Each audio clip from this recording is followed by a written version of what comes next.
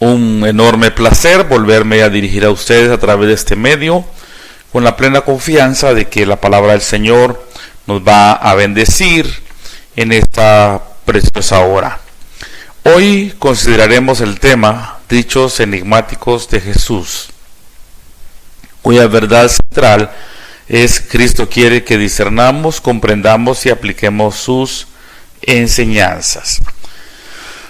Las Escrituras no registran todo lo que Jesús dijo e hizo, ¿verdad? Según el apóstol Juan, en el capítulo 21, versículo 25 de su Evangelio, dice: hay también otras muchas cosas que hizo Jesús, que si se escribieran una por una, pienso que ni aún en el mundo cabrían los libros que se habrían de escribir.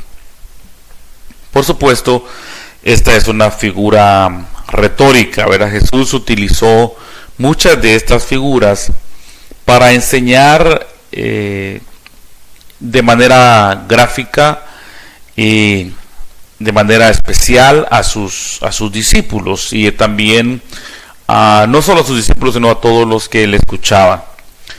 Entonces les decía que esta aseveración de Juan, que es un dicho de Jesús, es una exageración, es una hipérbole, pero usó no solamente hipérbole, sino otras figuras. Por ejemplo, Jesús dijo en otra ocasión: si tu ojo te es ocasión de caer, sácalo, échalo de ti, según Mateo capítulo 18, versículo 9. Al leer el versículo nos damos cuenta de que lo que está enseñando es a no permitir en nuestra vida cosas que nos impidan entrar en el reino de Dios, y no literalmente a sacarnos un ojo o cortarnos una mano, un brazo o alguna parte del cuerpo. Entonces, mientras leemos los pasajes de esta lección, dediquémonos a reflexionar en las preguntas. ¿Qué quiere decir Jesús acerca de cómo debe vivir un verdadero discípulo? ¿Qué dice sobre el reino de Dios, su voluntad e incluso Él mismo? Así que, bajo estas preguntas, quiero invitarles a reflexionar, porque la palabra del Señor siempre este es el objetivo, que nosotros reflexionemos, que nosotros la interioricemos y la apliquemos a nuestra vida, y que pueda verse cambios significativos en nuestra vida diaria. Entonces, en primer lugar, vamos a considerar un pasaje que está en Lucas capítulo 16 acerca del mayordomo infiel. Lucas capítulo 16, mayordomo infiel. Esto es lo que dice en mi Biblia, parábola del mayordomo infiel.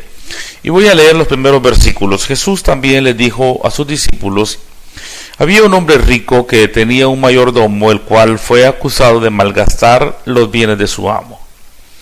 Este hombre llamó al mayordomo y le dijo: ¿qué es esto que me dicen de ti? Ríndeme cuentas de tu mayordomía, porque no puedes seguir siendo mi mayordomo.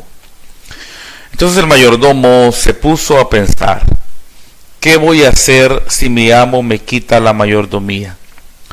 Cavar la tierra, no soy capaz. Pedir limosna, qué vergüenza.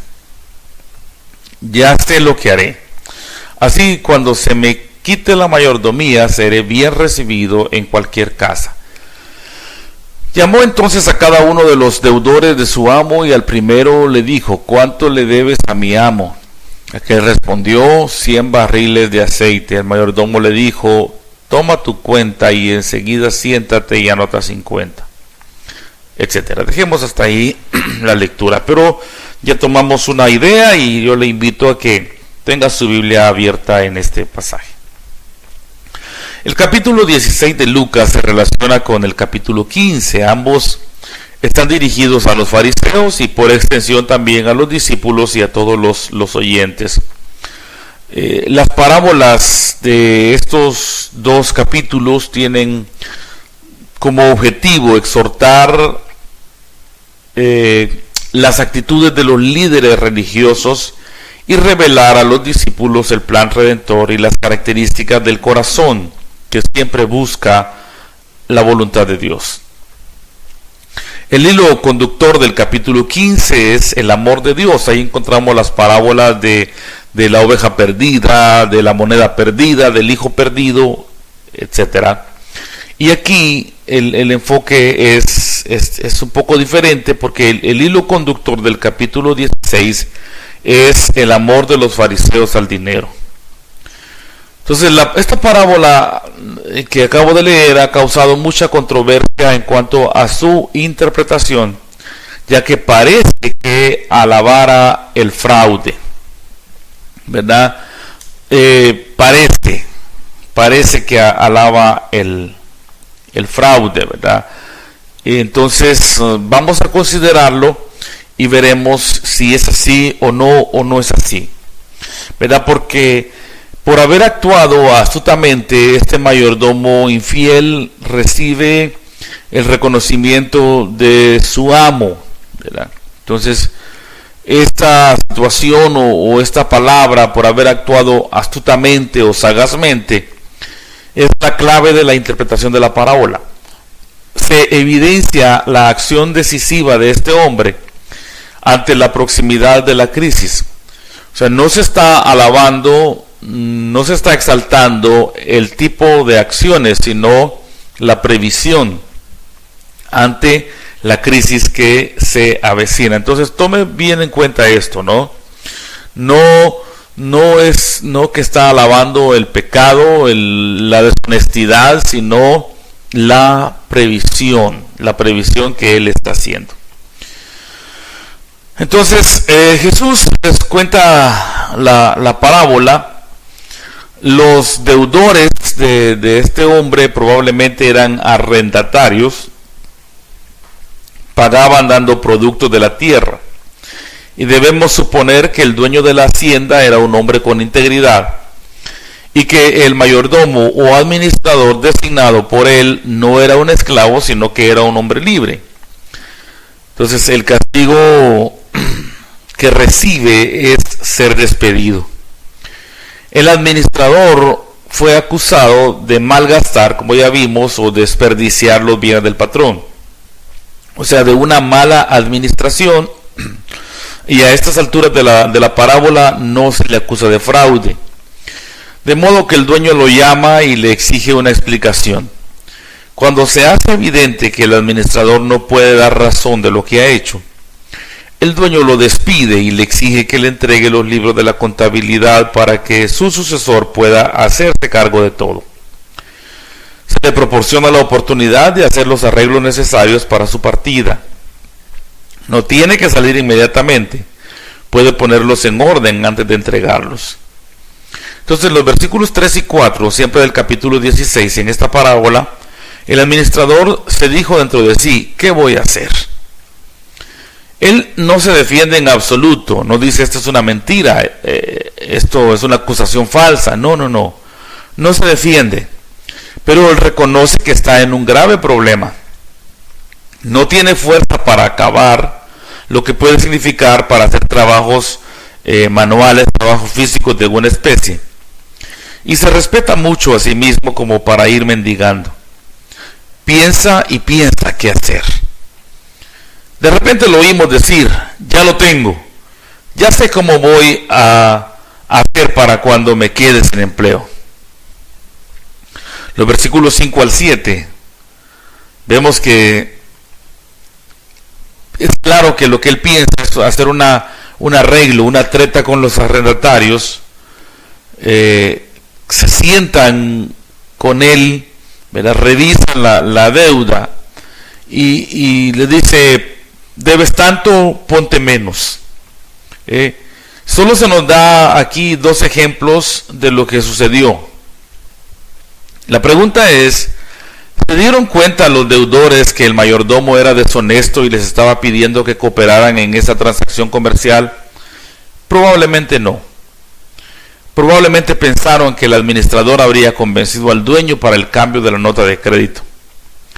El administrador ahora, con los libros en orden, los entrega. ¿Y cuál es la reacción del dueño? Comprende que los arrendatarios de la aldea están celebrando y elogiando al mayordomo y al dueño. Si el dueño le dice a la gente lo que realmente pasó, entonces probablemente ese elogio se va a cambiar en queja o en cualquier otro tipo de reacción. Entonces, ahora el Señor elogió, o el dueño elogió al administrador deshonesto porque había actuado astutamente.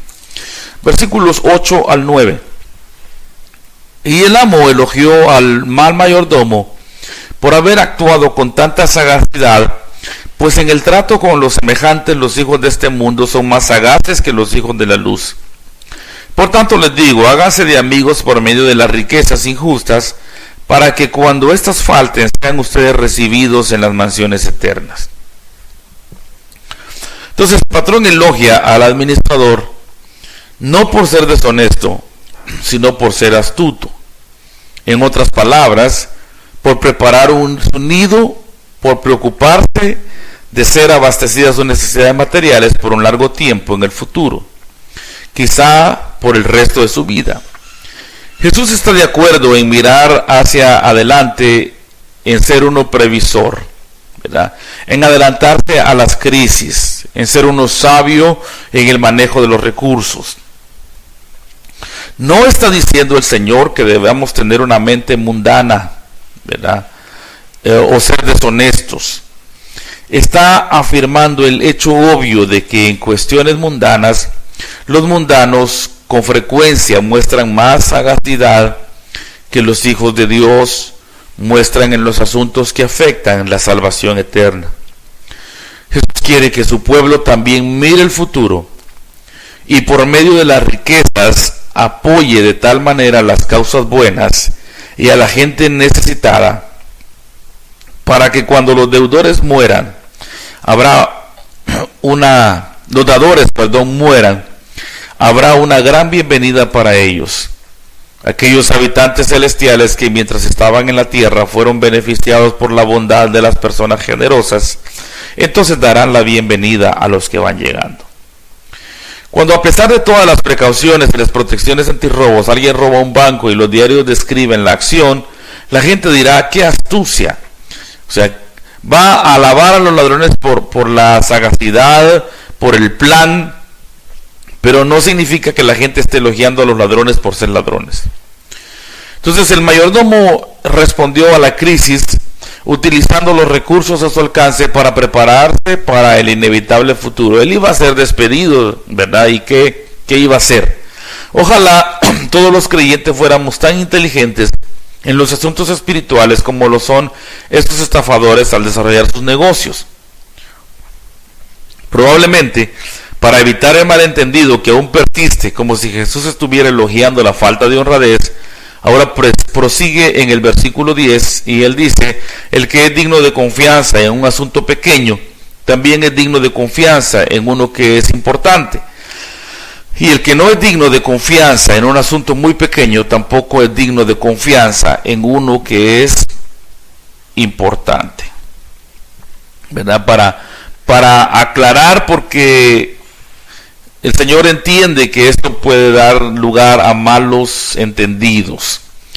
Hermanos, las riquezas de este mundo hay que utilizarlas para los propósitos del reino de Dios. En esta parábola parece que el enfoque está claro. Ayudar a los hermanos y hermanas necesitadas. Sin embargo, en el panorama más amplio, nuestros recursos deben usarse para el reino de Dios en diversas maneras. El punto fundamental es que nuestras actividades económicas en esta vida siempre deben ser moderadas por la conciencia de que las riquezas del mundo tienen utilidad solo mientras estamos en este mundo. El uso sabio es invertirlas en proyectos que no estén sujetos a pérdidas. Muy bien, el segundo punto es este pasaje de Mateo 5:39, un pasaje también un poco controversial para muchos, ¿verdad? Cuando el Señor dice, oísteis que fue dicho ojo por ojo y diente por diente, ¿verdad? Es la famosa ley del talión, 5:39 de Mateo. Aquí estamos. Ustedes han oído que fue dicho ojo por ojo, diente por diente. Versículo 39, pero yo les digo, no resistan al que es malo, sino que a cualquiera que te hiera en la mejilla derecha, preséntale también la otra. El que quiera provocarte a pleito para quitarte la túnica, déjale también la capa.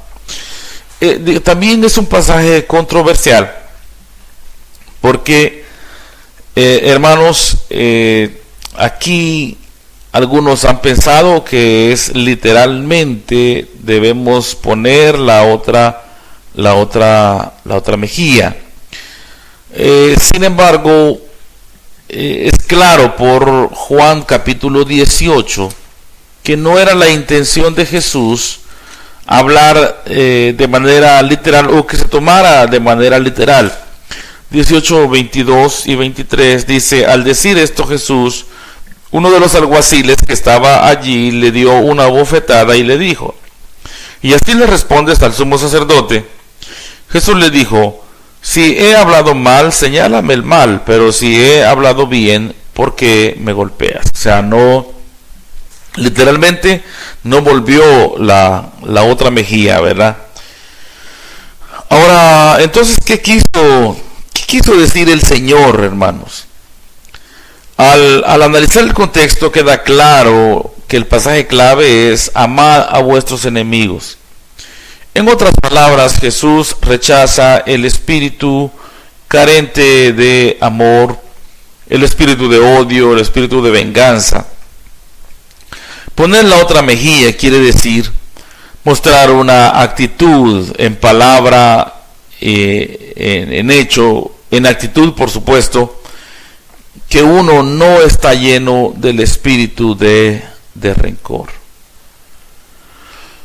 Hermanos, la ley del talión, de ojo por ojo y diente por diente, también es una ley que fue dada para evitar el castigo excesivo o la venganza excesiva. Esto, digamos, era una ley también para las cortes, para que al sentenciar una situación, pues se pagara conforme al daño, ¿verdad? Precisamente esto, aún como la carta de divorcio, estas leyes fueron dadas, repito, para evitar el abuso, para limitar la venganza personal, ¿verdad? Entonces, los cristianos tenemos que ir más allá de lo que se exige o espera de nosotros, ¿sí? Entonces, este pasaje, que es controversial y que algunos toman literal, de poner la otra mejilla, básicamente lo que significa es: amad a vuestros enemigos y quítese de tu corazón el odio, el rencor, la venganza, porque esto no cumple la ley de Dios, la ley de Cristo, que es el amor. El tercer pasaje a considerar está en Mateo capítulo 24. Mateo capítulo 24, versículos 29 al 35. Es un pasaje también que ha causado mucho que decir y alguna controversia, porque el Señor en el versículo 39 dice, del capítulo 24 de Mateo: y no entendieron hasta que vino el diluvio y se lo llevó a todos, así será también la venida del Hijo del Hombre. Entonces estarán dos en el campo, y uno será tomado y el otro será dejado. Dos mujeres estarán en el molino, y una de ellas será tomada y la otra dejada. Por tanto, estén atentos, porque no saben a qué hora va a venir su Señor. Pero sepan que si el dueño ve a venir al ladrón, no se quedará. Entonces, por tanto, dice el versículo: no pasará esta generación sin que todo esto acontezca. Entonces, esto, le digo, ha causado pues controversia, el hecho de que no pasará esta generación. Realmente es el versículo 29, hermanos, capítulo 24, 29 al 35, ese es el texto realmente. Pero básicamente creo que todos hemos leído esa esa declaración de que no pasará la generación. El versículo número 34, de cierto les digo que todo esto sucederá antes de que pase esta generación. Entonces, como generación se ha interpretado de muchas maneras. A veces pues se crea esa controversia. La venida de Cristo marcará el fin del siglo y el inicio del siglo venidero. Cristo vendrá en medio del caos, todos lo sabemos, en medio de la agitación que envolverá a la tierra conforme las señales apuntan el regreso. Mientras cuando Cristo ya se acerca, pues obviamente las condiciones políticas, las condiciones en la tierra físicas van a complicarse cada vez más. La señal de la higuera tiene como finalidad enseñarnos que cuando se vean las señales, el regreso de Cristo es inminente. Ahora, como sabemos, la profecía tiene planos que se superponen. Entonces tiene un cumplimiento cercano y un cumplimiento lejano. La generación que presenció o que escuchó al Señor Jesucristo es la generación que presenció también la destrucción de Jerusalén en el año 70. Y esto, hermanos, entonces esa generación iba a ver esas obras, y mucho del capítulo 24 se cumplió en primera instancia, digamos así, en el año 70. Pero la profecía va más allá, al final de los tiempos, hasta cuando los que le traspasaron, como dice Apocalipsis, le vean, ¿verdad? Y que hagan lamentación por él. Esta última generación, cuando las señales comiencen a verse, a incrementarse, cuando el Hijo del Hombre aparezca, ¿verdad? Cuando la iglesia se vaya con él, entonces esa generación no pasará. En esta generación se cumplirá la venida de Cristo para cobrar, para hacer justicia a todos los que le traspasaron y a todos los que le han hecho daño a los suyos. La segunda venida de Cristo es una buena noticia para los que amamos y esperamos su venida. Segunda Timoteo 4:8 es un pasaje muy conocido, ¿verdad? Dice: he peleado la batalla, acabado la carrera, por lo demás me está reservada la corona de justicia que me dará a mí el juez justo, y no solo a mí, sino a todos los que esperan su venida. Entonces, nos da esperanza porque el juez justo no solo nos librará, sino que nos otorgará una corona de justicia. Y esto es paralelo al día del Señor en el Antiguo Testamento, que trajo liberación para el pueblo y juicio para los enemigos. Saber que este mundo tiene un fin que Dios mismo ha establecido nos ayuda a soportar las pruebas. Si ahora mismo estamos siendo probados, hermanos, tengamos paciencia y confiemos en el Señor, que en medio de las pruebas Dios siempre da la salida. Entonces nos da mucha esperanza saber que Cristo viene. Entonces, ¿cómo puede mantener alguien viva la esperanza ante una muerte tan brutal? Numerosos testimonios hay de personas que enfrentaron su fin y no perdieron la fe, porque su esperanza no estaba en esta vida, sino en el siglo venidero. El apóstol Pablo se enfrentaba al martirio, pero él dice: he acabado la carrera, he guardado la fe, me espera la corona. Podemos esperar, hermanos, verdaderamente con fe y tener esa esperanza nosotros en medio de amenazas tan tremendas y amenazas que muchas veces se vuelven realidad. Las enseñanzas de Jesús, incluso las difíciles, nos proporcionan lecciones valiosas sobre cómo vivir a la luz de la eternidad. Ya sea que hablemos de prioridades financieras o relaciones entre nosotros, cada acción y actitud debe medirse por su impacto en nuestras vidas y en la vida de los demás cuando comparezcamos delante del Señor. Nosotros siempre debemos tener la perspectiva, amados hermanos, de que Dios es soberano, de que Dios está sobre todas las cosas, de que el Señor vendrá, de que nada escapa a su control, de que las cosas están sucediendo conforme a lo previsto por el Señor, que nos acercamos cada día a la venida del Señor, que Cristo vendrá, que hará justicia, ¿verdad? Y nosotros esperamos esa liberación, ese descanso en el Señor nos traerá gozo y nos traerá también bendiciones inimaginables.